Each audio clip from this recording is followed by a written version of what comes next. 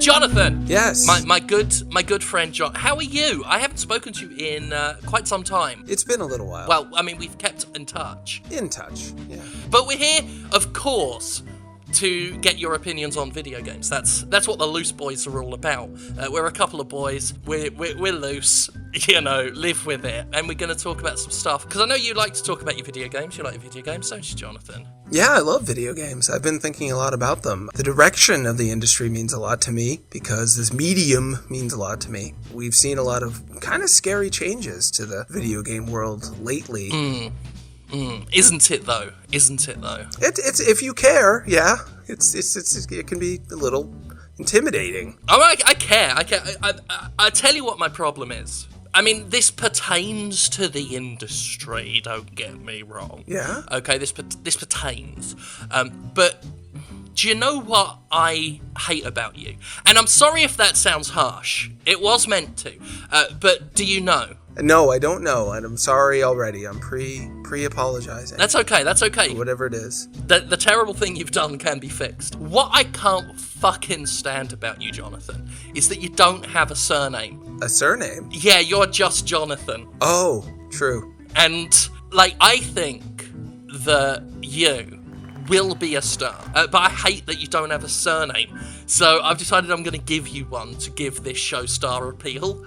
And I think with the right name, look, and style, I think you're going to hit it big. I think you're going to take off. I mean, I've been around for a while, and I've tried to do things. Some of them have gone okay, but I'm just not going to be a star. I don't have it. But what if your name was Johnny Cognito? It's got a great ring to it, but incognito is when you're secret, and cognito is when you're just out and about, I think. And that would help raise your profile. That's the point of it. Because right now, you are Johnny Incognito. True. But if we reverse that, if we reach inside that hole, grab the end of it and yank it so it's an outie instead of an innie, then you're Johnny Cognito.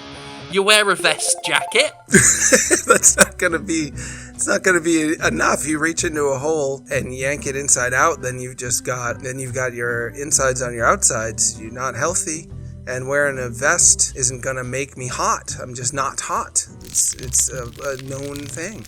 Not hot. Look, I don't want to oversell this. I'm just saying that Johnny Cognito is the prolapsed hole that your career needs. And it's not just a jacket.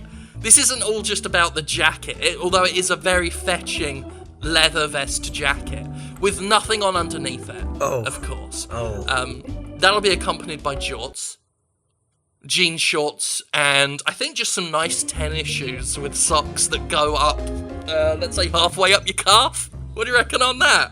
That is so cognito, and it sounds like Norman Reedus meets David Cross from Arrested Development with just unfashionable father. What if we stuck a mullet on your head as well? And a cigarette that just hangs out of your mouth? In this day and age, where smoking is one of the few things you can still discriminate against people for publicly and get acceptance, that would be really bold. You could walk into Starbucks smoking. As not right now, but as Johnny Cognito, I reckon you could pull that off with enough zest and panache. I think I would just be stopped by the barista nearly instantly. What if, right, Le Barista tries to stop you and you just go, "Don't play ball in my yard, because I got balls enough for both of us." That's your catchphrase. I mean, I've never done it, so I can't speak to it. And it would take the barista a little while to get over the counter to stop me. But I'm not sure anything I could say would bring me fame and fortune or allow me to stay in that Starbucks. It might get you a free latte. It might. Yeah. Like, hear me out. Uh-huh. Hear me out, Jonathan, right?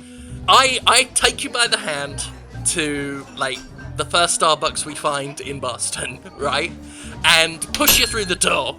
Okay, at which point you yell loudly, "Hey, Chico," do it like Razor Ramon, Don't play ball in my yard because I got balls enough for both of us, right? You use the initial shock and confusion to scoop up as many chai lattes off people's tables as you can. I'll kick the door open, you run out with them, and we got free coffee for a week. I can make two of your armfuls of chai lattes. I can make last for a week. If we hide out in the forest from the cops, we've got warm water for a week. That's not sustainable. That's not. Oh, that is true. Because if we're hiding in the forest, you'll revert to Johnny Incognito again because you're in hiding. That wasn't my issue. It was more, what? We scoop up 6, 7 chai lattes. I mean, as many as you can get, ideally, Johnny Incognito. That's gonna burn. I mean, they're new lattes. They're gonna burn my flesh as they splash on my, I guess, relatively clothless body. I'm just wearing a vest and some jorts. Yeah, I mean, we could stick a couple of band-aids, like, along your arm to try and create a sort of safety buffer. I mean, I've got, like, how many band-aids have I got? Like, 3? Couldn't I just wear a shirt? I mean... Well, I mean, if you wear a shirt with the vest jacket, that's gonna dilute the look, isn't it? We want to show off your gold, embronzed chest. And preferably nipples when the wind gets up and blows the vest back a bit. It would please me to see your nipples in the wind. You think that? They're puffy. Yeah.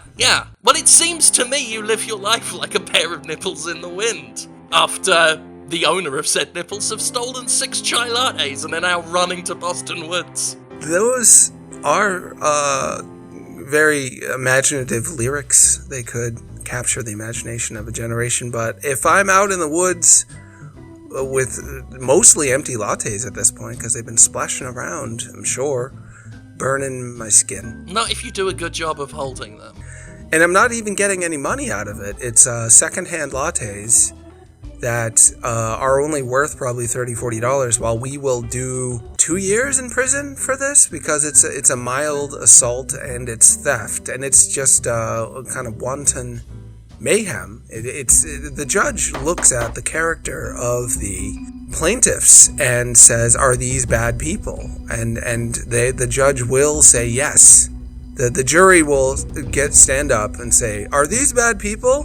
And the judge will say, "Yes." And then we'll go to jail for a while for this and get nothing out of it, pretty much. I mean, we'll get some lattes out of it and maybe 5 minutes of fame on the local news. But think of the savings. There's no savings, Jonathan. That's what you know. Like, first of all, I'm really excited about this other idea, so I'll just get through the other names that admittedly were not as fleshed out as that first one. Johnny Cigarettes.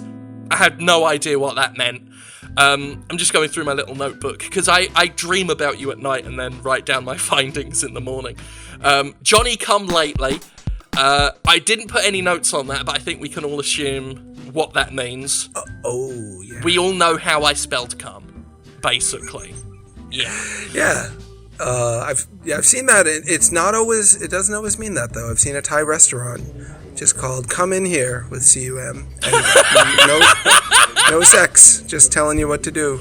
It was bad spelling, so for all we know, I'm just a bad speller, and there's no other meaning. What restaurant was that one? Thai restaurant, did you say? Yeah, Come In Here. Okay, I've got this great idea. Hear me out, okay? Oh, no.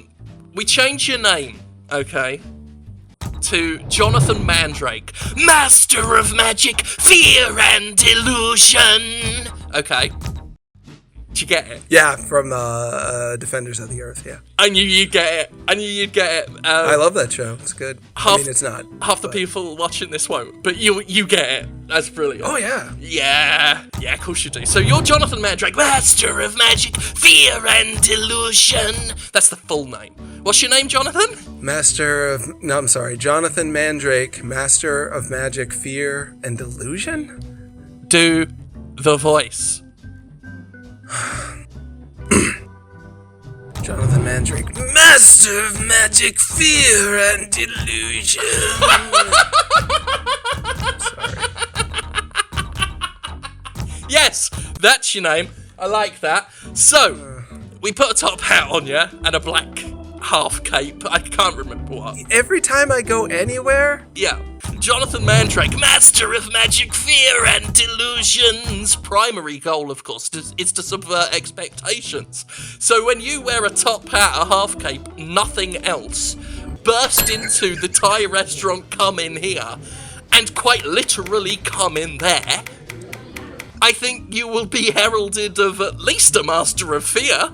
I think the footage of you on your knees, crying, presumably. Yeah, probably. Masturbating effervescently and zestily in the lobby of a Thai restaurant. Getting dragged out while I'm yelling through a loudspeaker, It's that come in here! It's that come in here! He did nothing wrong! That's Jonathan Mandrake! I'll be doing it so loud that the loudspeaker will have distorted it. So you could do these things and I could be your sidekick. What you want for me, you could get for you. I mean, maybe my surname could just be Smith or Jerry. Okay. Jonathan Jerry.